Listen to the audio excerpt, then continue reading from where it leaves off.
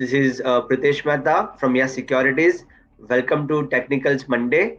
Let's look how the week is going to turn out this time around. So last week we saw both Nifty and broader markets, that is mid cap and small cap indices. They had a terrible time. Both were bruised and battered as profit booking was seen. Yet Bank Nifty was singing to a different tune altogether. It was up by about 2%.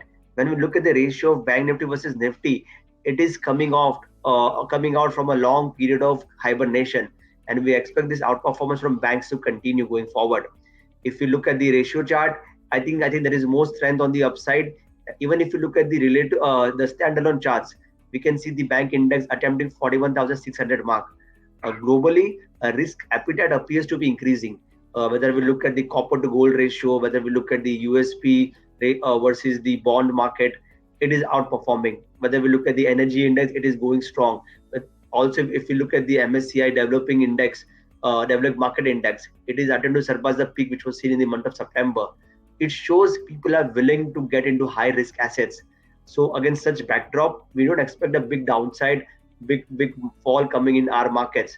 Yes, recovery moves are likely to be short lived.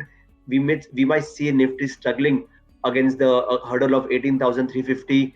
But internals of our markets are suggesting that index is going through some sort of reset.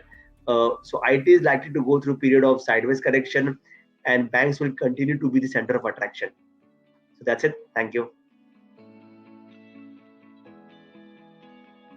Investment in securities market are subject to market risk. Read all the related documents carefully before investing.